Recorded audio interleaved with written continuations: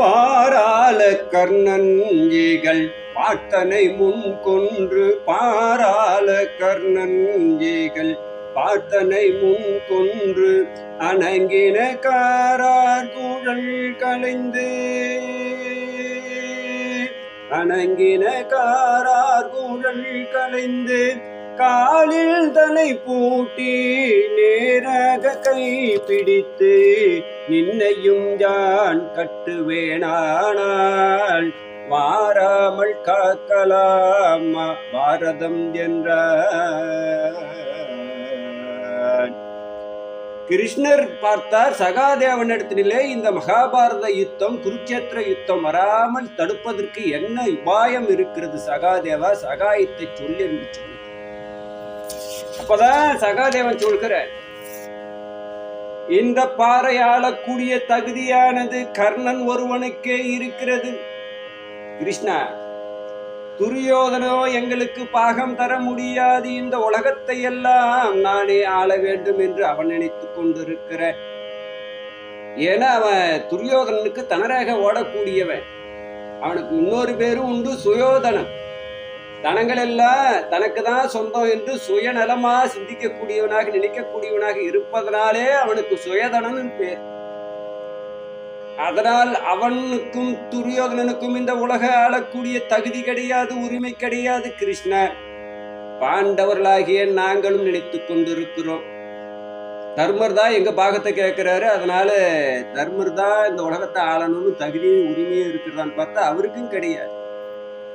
இருந்த சகாதேவனுக்கு கர்ண தனக்கு மூத்தவன், அவனுக்கு உணர்ந்தவன், ஞானி, எல்லாம் தெரிந்தவன். நடந்தது தெரிந்தது, நடக்கிறது தெரிகிறது, எதிர வரக்கூடியது அவனுக்கு தெரியும். சகாதேவனுக்கு தெரியுங்கிறது கிருஷ்ணருக்கும் தெரியும். ஆனா அவர் தெரியாதது போலே கேட்கிற. அதனால் இந்த உலகத்தை அரசாளக்கூடிய தன்மையை, அரசாளக்கூடிய தன்மையை கர்ணனுக்கு கொடுக்க வேண்டும். எங்களுக்கு கொடுக்கக்கூடிய பாகத்தை கர்ணனுக்கு கொடுத்தா துரியோதனன் அவன் நண்பன் தானே ஆள்றான், அவன் அமைதியா ஆயிடுவான். பாண்டவர்களாகி எங்களை தான் அவன் எதிரியா நினைக்கிறான். ஆனால் தர்மருக்கும் இந்த உலகத்தை பாண்டவர்களுக்கும் ஆளக்கூடிய தகுதி கிடையாது, உரிமை கிடையாது. கிருஷ்ணா, துரியோதனனுக்கும் உரிமை கிடையாது, தகுதி கிடையாது.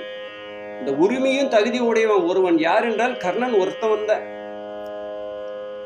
அந்த கர்ணனை கொல்ல வேண்டும் என்று காண்டிபத்தின் மீது சத்தியம் செய்திருக்கிறானே அர்ஜுன.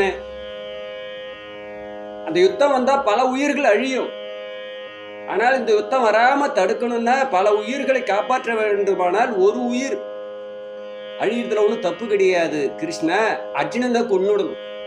ஏன்னா அவன் கர்ணன் மீது சபதம் ஏற்றிருக்கிறான். அவனுக்கு அரசாட்சி கொடுத்தாலும் இந்த அர்ஜுனன் என்ன செய்வான், சபதத்தை முறிக்கிறதுக்காக கர்ணனை எதிரியாவே பாய்த்து கொண்டிருப்பான். அதனாலே அர்ஜுனனை கொண்டு விட வேண்டும். 13 ஆண்டு காலமாக தலைவிரி கோலமாக கார்குழலை முடிக்காமலே இருக்கிறார், கூந்தலை முடிக்காமலே சபதம் ஏற்று இருக்கிறார் திரௌபதியானவள். அந்த கொடியவர்களுடைய உதிரத்தை எடுத்துதான் கூந்தலிலே பூசி கூந்தலை முடிப்பேன் என்று சபதம் ஏற்றிருக்கிறாள் திரௌபதி. காரார் குழல் கலைந்து அந்த குழலை, திரௌபதியுடைய குழலை மொட்டையடித்து விட வேண்டும். மொட்டையடித்து விட்டால் அவள் கூந்தல் விரிகோலமாக இருக்கிறாளே என்று எங்களுக்கு சினமர.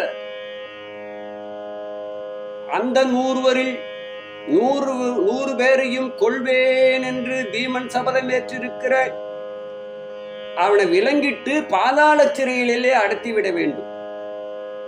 இதையெல்லாம் செய்தாலும் கிருஷ்ணா, இதையெல்லாம் செய்தாலும் நீ எடுத்து வந்திருக்கிற நோக்கம் என்ன? அதர்மத்தை அழித்து பூமாபாரத்தை குறைக்க வேண்டும் என்று வந்திருக்கிறாய். பூபாரத்தை குறைக்கணும், தர்மத்தை நிலைநாட்ட வேண்டும், அதர்மத்தை அழிக்க வேண்டும் என்று நீ அவதாரம் எடுத்து வந்திருக்கிறாய். அதனால் கிருஷ்ணா,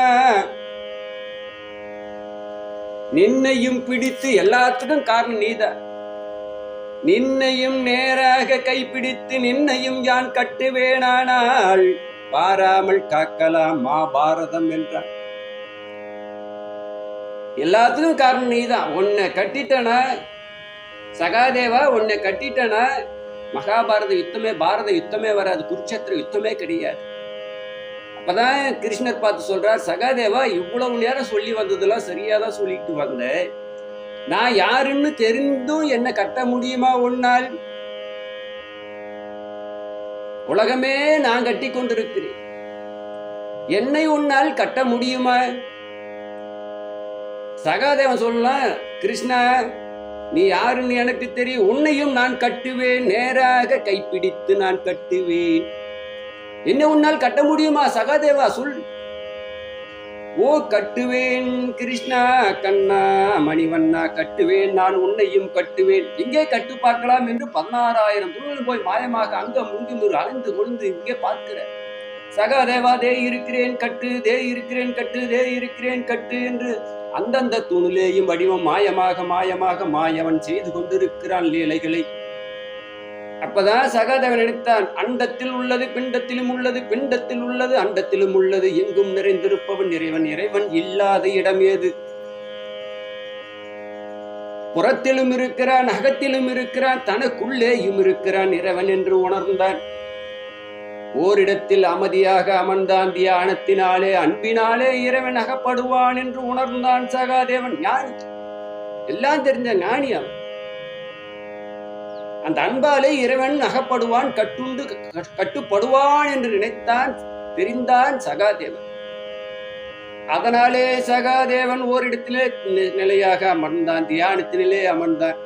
அச்சுதானந்தாய நம, ஆனந்தாய நம, கோவிந்தாய நம, நாராயணாய நம, மாதவாய நம, கேசவாய நம, மதுசூதனாய நம, வைகுண்டவாச சீனிவாசா கோவிந்தா கோவிந்தா கோவிந்தா என்று மனதிலே தியானித்த இறைவனானவன் அங்கும் இங்கும் நகர முடியாமல் மாய உருவமெல்லாம் மறைந்தது. மாயமா நின்றிருந்தா அத்தனை உருவங்களும் மறந்து போய் இறைவா சகாதேவன் கோவிந்தா கோவிந்தா என்று அன்பினாலே, ஞானம் என்கின்ற கயிறினாலே அன்பென்று கொண்டு கட்டின இறைவனால் அசைக்க முடியவில்லை, நகர முடியவில்லை. சகாதேவா சகாதேவா என்னால் நகர முடியவில்லை எடா என கண்ணனையே கட்டிட்டான், இறைவனையே கட்டிட்டான், அன்பென்ற பக்தியினாலே இறைவனையே கட்டிட்டான். சகாதேவா சகாதேவா எங்களால் நகர முடியவில்லடா, கட்ட அவிழ்த்து விடு சகாதேவா என்று இறைவனே கண்ணனே வந்து சகாதேவன்கிட்ட சரணாகதி அடையிற. அப்போ நாம ஒரு அடி இறைவனை பக்தியால் அன்பால் இறைவனை நினைத்தால் அவன் நம்முடைய அன்பிற்கு கட்டுப்பட்டு அகண்டு அவன் நம்மிடத்திலே வந்து அடைந்து விடுவான் என்பதுதான் இந்த இடத்திலே சொல்லக்கூடியது. அன்புக்கு அடிபணிபவர் அத்தனை பேரும் அகப்படுவார்.